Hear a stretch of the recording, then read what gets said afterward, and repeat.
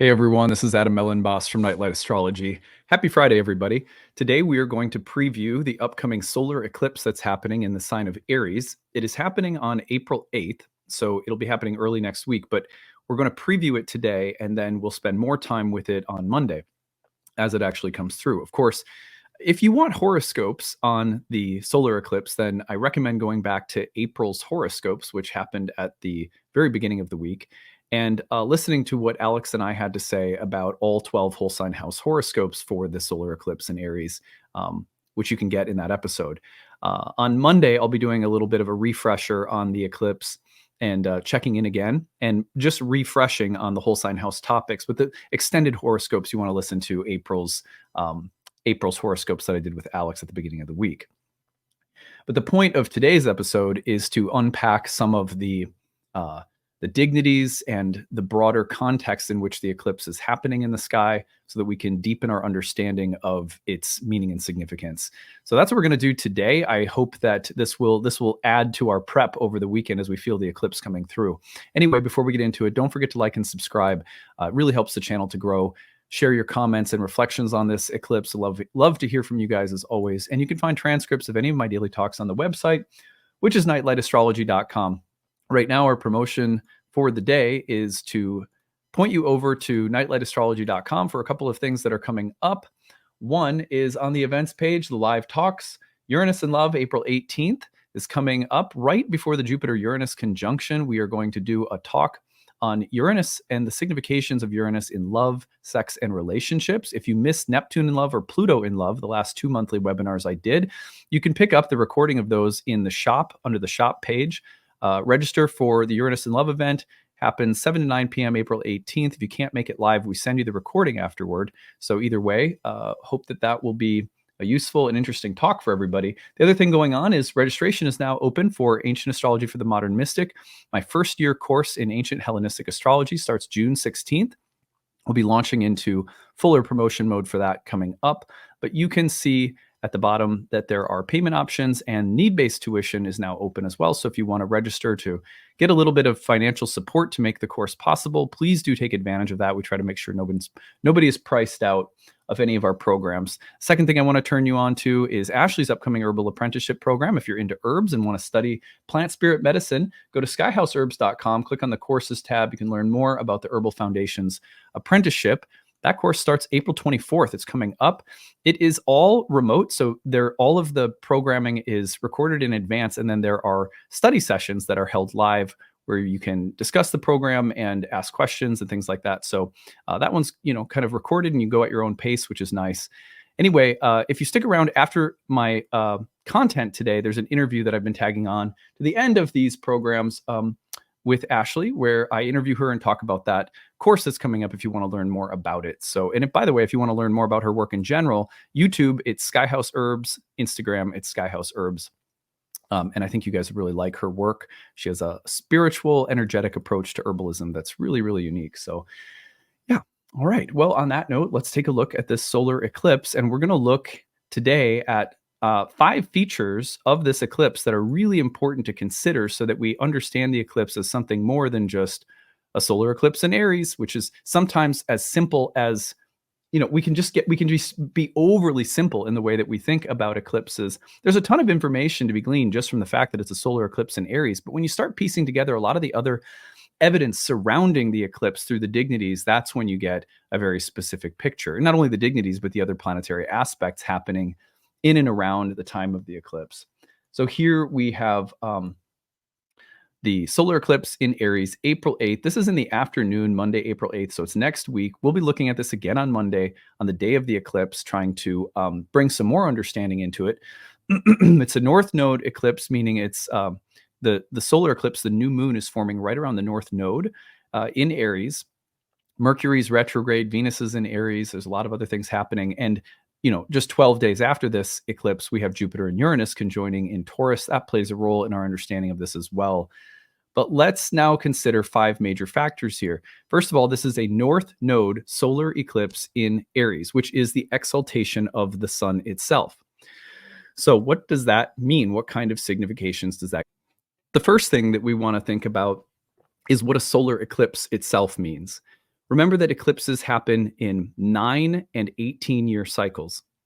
So we are talking about the establishment of something new because it's a new moon, but we're now talking about it as something within a greater cycle that has a lot of history, 9, 18 years worth of history, and that within that cycle, we're reaching a reset moment, a moment where a new cycle is starting.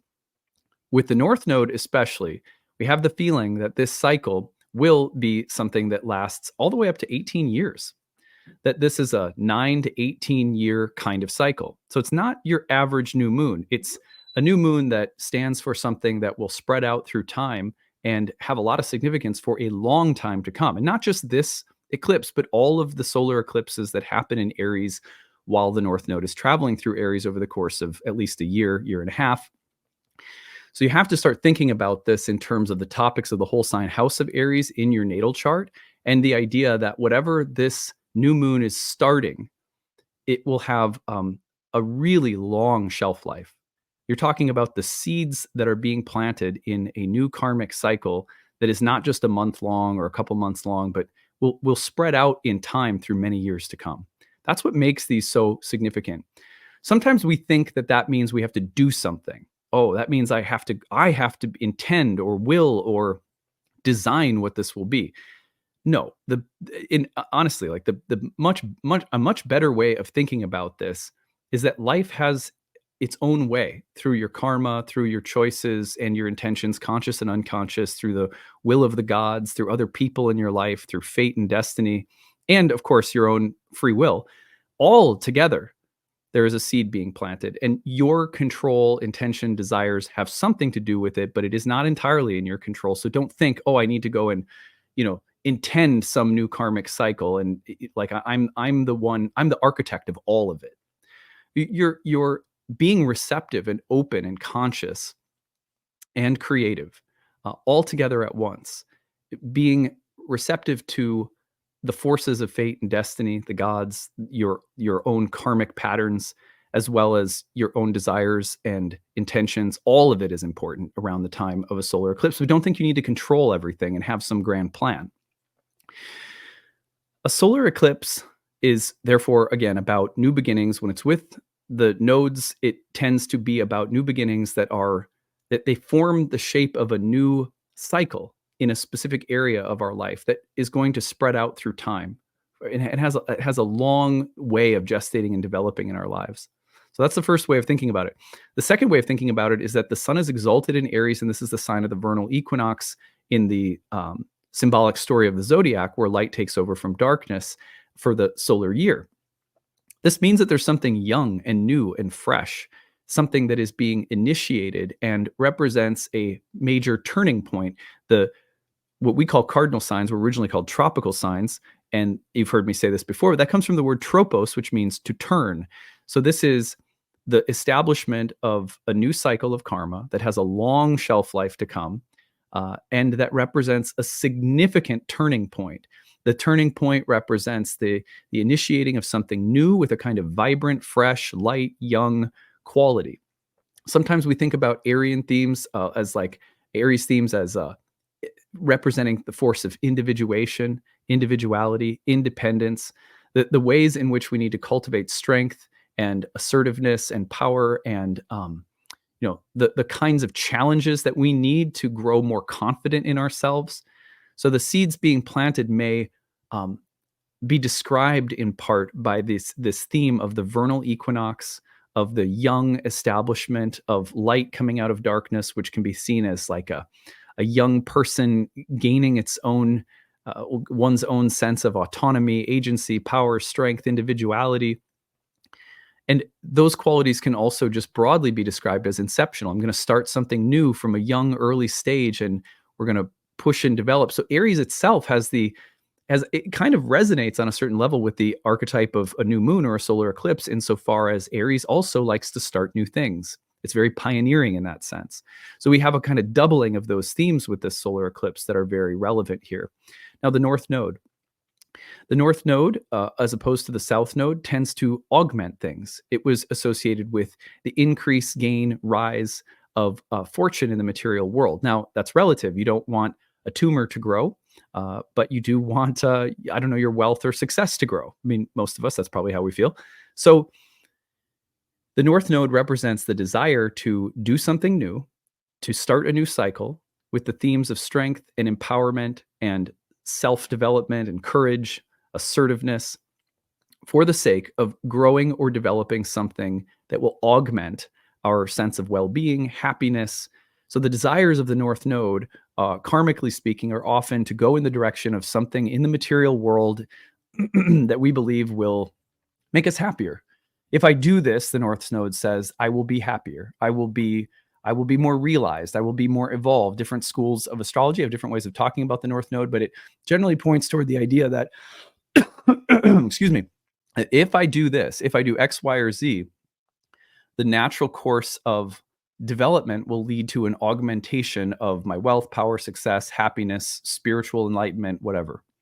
Different levels of consciousness perceive the eclipse and its energies differently and will engage with it for different reasons, but it usually has to do with something in the future that we want to develop that we think will bring us more of something that will make us happier or more enlightened or whatever.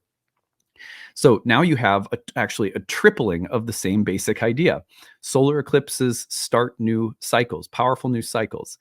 The exalted Aries sun desires to push forward and start something fresh and new that will represent the empowerment of our individuality. It will make us feel strong and vital. That represents a step in our growth and maturity. Now I'm stronger and more capable, more individuated and realized. So you see, it has to do with pioneering and striking out in a new direction. So there's a doubling. And then the tripling with the North Node. If I go in this direction in the future, it will greatly augment my happiness or my self-realization, because I will achieve something or I will gain something or realize something that makes me stronger or happier than I am right now. So all of those things go together in a very powerful way during the time of this. All right, so that's part one. Part two has to do with looking at the dignities. Domicile of Mars, this is the eclipse in Aries, and we have to look at what Mars is doing. So this eclipse is, the exaltation of the sun in its own exaltation is one part. This eclipse is also happening in the domicile of Mars. Mars is thus partially responsible for toning the eclipse, and Mars is conjoining Saturn in Pisces. Now, the double-bodied water sign that's feminine, Jupiterian, Venusian, this Mars-Venus or this Mars-Saturn conjunction has to do with where we may feel that we are weak, right? Where do we feel exhausted? Where do we feel overwhelmed? Where are we having to work through some area of emotional, spiritual, psychological fatigue?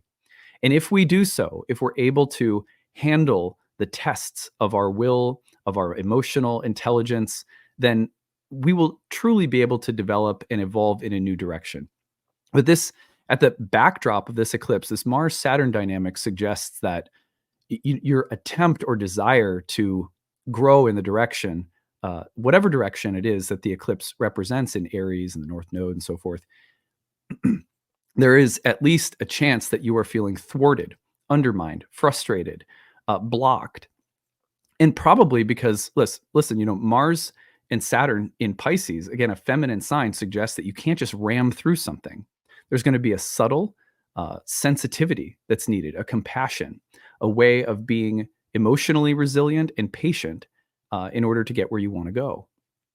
And so this eclipse is being brought to us in part by a Mars that's having to grow up and do some deeper, more sensitive, relational, emotionally mature, developmental work behind the scenes. That's a really important detail. The things that are frustrating us, that are holding us back, the things that we have to maybe sacrifice or on behalf of or find compromise for are really important.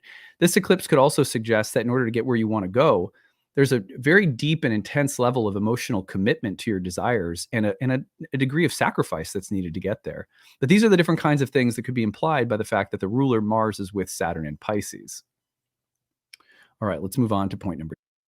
All right, so point number 3 is that this eclipse is taking place in the bound of Mercury, and Mercury is retrograde in the sign of Aries at this time. Mercury's retrograde in Aries points us back through its rulership with Mars and moving through the bound of Saturn. No, is it moving through the bound of Mars? I'm all messed up. Hold on. Let me just double check. Yeah, so it is moving through the bound of Mars. So it has there's a lot. The Mercury retrograde that's happening. So let me back up. The eclipse is happening in the bound of Mercury. Mercury's retrograde in the domicile and bound of Mars. Mars is going into the conjunction with Saturn. So the Mercury retrograde also suggests that even though we're trying to move forward with this very strong intentionality, that there's a process of revision or delay or a little bit of having to wait for something. Once we have waited for an appropriate amount of time and we've passed through some kind of testing or refining of our will, our patience, our emotional sensitivity, then things will be ready to go. But this is important to note that this eclipse happens in the bound of Mercury while Mercury is retrograde and very much ruled by Mars, who is going into the conjunction with Saturn. The other piece of information that's really important that we pay attention to is that Jupiter and Uranus are about to conjoin in Taurus on the 20th, which constitutes, among other things, the opportunity for a major breakthrough. But notice that the breakthrough is not, all of the signatures of the eclipse point to the desire to move forward in a very strong way, but the process of something having to be refined, developed, delayed, revised before we get to that blast off moment, which interestingly, through the dignities of the Mercury retrograde, which I visited in another video, it all starts clearing up around the time that Jupiter and Uranus conjoin. So this month is very alchemical in the sense that there's something red hot that wants to move forward, but there's a breakdown, a delay, a setback, a frustration, a maturing, a testing that has to happen. And then we see the acceleration with Jupiter Uranus coming through later in the month. Finally, I think it's really interesting that Venus and Mars during this eclipse period will be in mutual reception. Mars is in Venus's exaltation while Venus is in Mars's rulership. This is really helpful because in any time when you see a strong Aries signature with Mars so well represented, you think about the assertiveness, the will, the courage, the power, the strength, a lot of which is individual in nature. It has to do with, individual empowerment, individuation. Well, those themes are naturally running contrary to Venusian themes of harmony, peaceful negotiation, tact, diplomacy, care for the other, relational sensitivities. So the fact that Mars and Venus have mutual reception is great because it means that perhaps another way of looking at what we're having to work through before we can ride the acceleration wave that the Aries eclipse presents is we have to work things out with other people around us. And Mars, Venus, and mutual reception means that, look, even if we're trying to assert ourselves in a very powerful way with our personal direction in mind, there's going to be a need to be relationally sensitive, and the planets are aligned to be able to provide us with some support on that level. That's good. That's good news. So anyway, let's see here. All right. So those are the major features that I'm seeing for this eclipse. And I think this is a good place to start. And if you didn't listen to the horoscopes, be sure to go back and listen to those because that will really fill out your understanding of where the eclipse lands in your chart and what topics are likely to be active. But on that note, I will sign off and be sure to stick around if you want to hear more about the Herbal Apprenticeship Program and leave us your thoughts. Where or how are you anticipating this eclipse showing up in your life? It's, just less than a week off now, so or just a couple days off, really. So it would be certainly interesting to hear from you guys. All right, that's it for now. I hope you guys have a great weekend. We'll see you again soon. Bye. Hey, everyone. Thanks so much for sticking around. I'm really happy to be joined by my wife, Ashley, who is an herbalist. Hi, Ashley. Hey. And yeah, I'm really excited to be helping Ashley promote her upcoming program, which is something that you actually began teaching many years ago, this Herbal Apprenticeship Program. I think it was, 2011 or 12 that it got started, right? Right. Yeah. Yeah. So it's been over 10 years I've been offering this course. And yeah, it's my favorite thing to teach. Yeah. And just to be clear, because some people on my channel, most people know you because you pop on here or there. We talk about herbs and astrology. There's an attraction in our marriage and an attraction in the subject matter that is old. Like we've been together for 14 years in our relationship going on, and we've always had a fascination with each other's areas of expertise, and we've done lots of things to marry them together over the years, in addition to literally getting married. And and actually, herbalists and astrologers have married the subjects of herbs and planets together for thousands of years as well. Now, your program is focused on, you know, uh, herbalism. It's not an astrology course, but there is certainly a lot of overlap in terms of the energetics and the spiritual approach to herbalism that you take. And so I was hoping that we could start off just by telling people a little bit about the program. You're coming to this after taking a little bit of time on maternity leave. Our kids were not yet in school. Now they are. You're coming back to work. This is really exciting. The new program launches at the end of April. I'm going to put it up on the screen so people can see it. You can find it at skyhouseherbs.com. Enrollment is open now. The course begins. You go under Courses, Herbal Foundations Apprenticeship at the end of April. Tell us about it.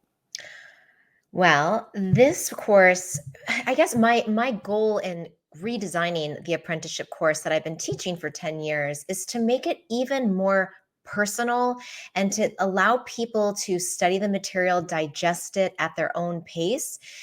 So what it's going to be is a combination of kind of three main parts. The first one is the recorded material. So there's going to be modules that will be released and people can listen to them as they have time. The second part are live classes where we will meet live on Zoom and talk about the module, I'll answer questions, I'll give even more information about it. And then the third part is the sacred plant pairings. And so I've always taught the herbal portion, like the plant diets, one at a time, but this year I'm going to do it in pairs because I think you can learn a lot by comparing and contrasting herbs. So for every module, you'll have 2 herbs to study and you'll get a little cheat sheet about them before you start the module. And then you'll have an opportunity to work with those 2 plants and blend them and keep them separate and just really work with them closely.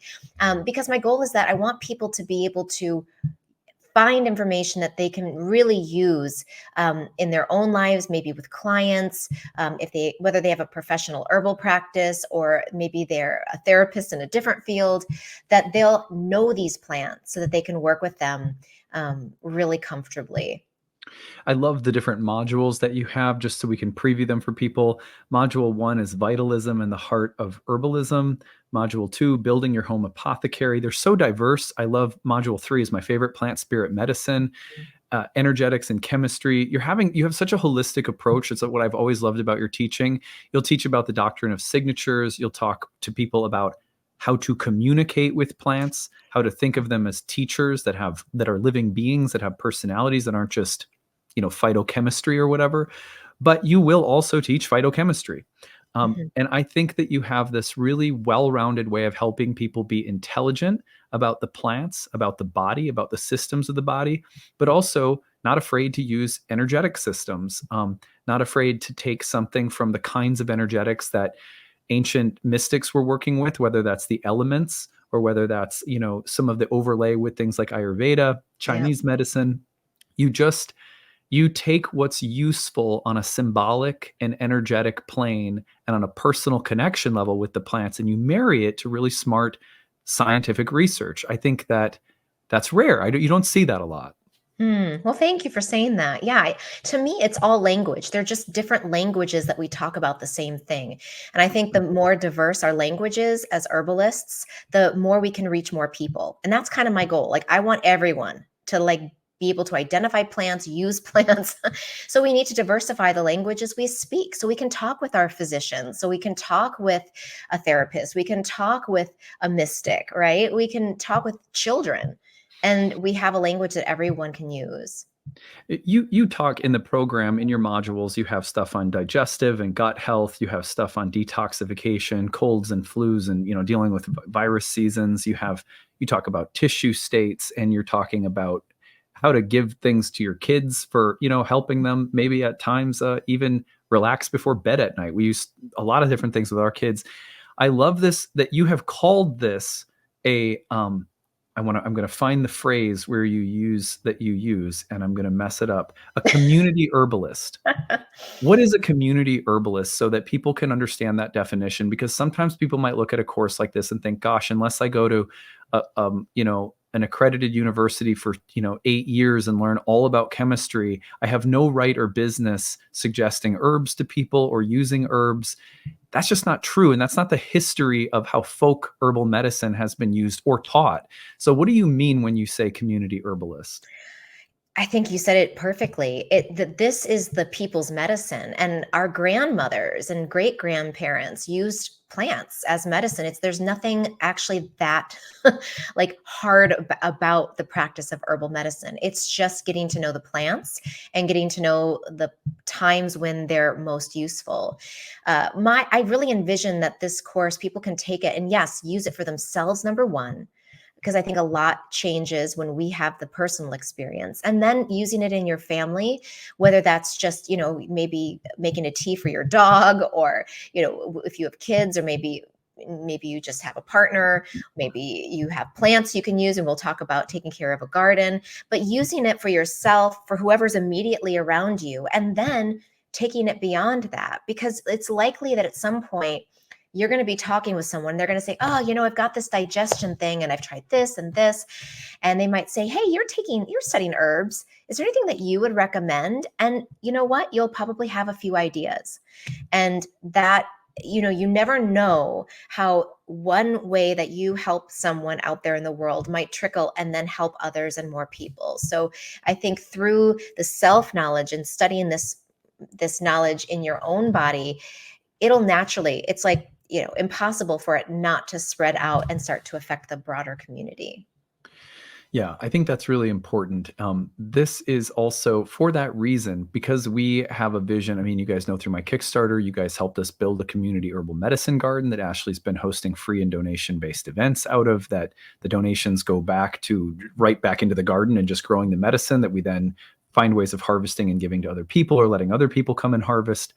We have a vision, and we always have, back to the days when we had our yoga studio in Maryland. We have always had a vision of making this sacred knowledge accessible to people.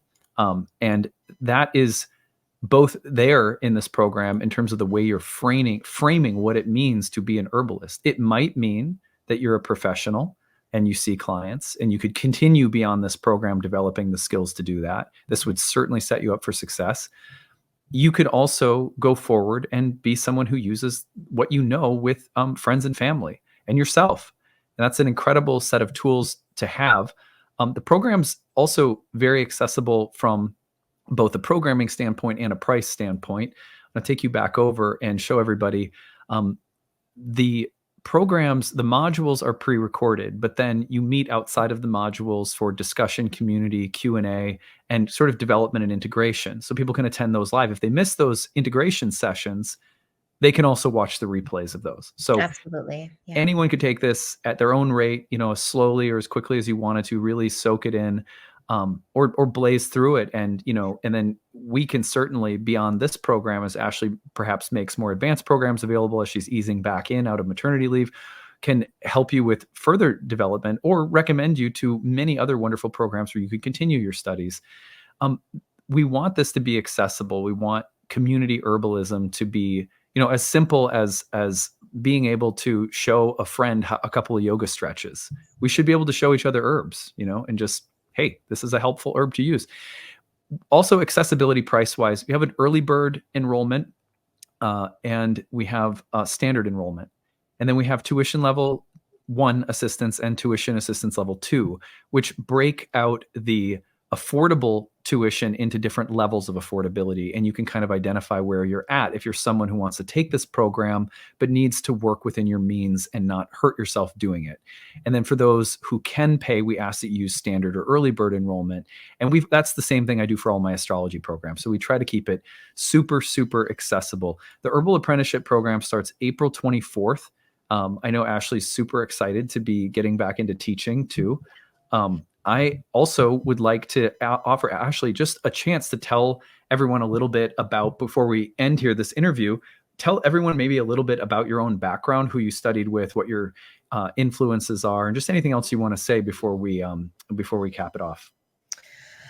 Ooh, okay. Well, I think my I started off as a kid playing in the woods. Mixing perfumes and potions, and then I went on to study environmental science, where I studied organic chemistry and restoring native wetlands, and really from an environmental perspective, that's how I got into herbalism.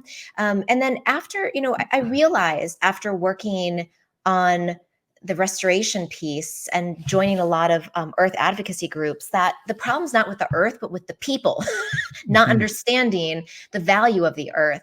So then I started going into holistic medicine. I graduated from University of North Carolina, Asheville, with a degree in interdisciplinary studies. And I went on to get my that was my undergrad, and then I got my master's from the Maryland University of Integrative Health. It was then called Thai Sophia. But my teachers there, I had such a great blend of teachers, really scientific minds, like Simon Mills from the UK, and Kevin Spellman, who is like a chemistry genius, who's also an Ayurvedic practitioner, who studied with Dr. Vasant Lad. Um, uh, Matthew Prisco, medicine maker from Galen's Way out in California. So I had a really wonderful, diverse variety of teachers in that 3-year full-time master's level program. And then after that, I went on to study with Matthew Wood pretty intensively because I liked his energetics. I liked the way he spoke about the plants and his personal experience working with low dose, drop dose medicine. And he has had amazing um, you know, he's done such amazing work herbally with just using that method. And gosh, I could I've got a lot of herbalists in my David basket. Duke comes to mind, and Oh, Jim Duke. or Jim Duke. Sorry, my Jim bad. Duke, Margie Flint, Rosemary Gladstar is like I've only done one herb walk with her, but it was amazing. So I have shelves of herbal books and people who I just adore, Yeah. and yeah, I just feel really grateful that I've had that blend of the science and the energetic herbalism and the traditional herbalist perspective as well, and I try my best to blend them together and to give everyone a really diverse yet integrated herbal studying experience. Yeah, absolutely. You get that. That is exactly what you'll get if you sign up for Ashley's program, which I encourage you to do. If this is the kind of thing that interests you, you won't regret it. It's a fantastic course with someone I absolutely love, obviously, but also like a really, truly fantastic human being and teacher of Oh, plant medicine.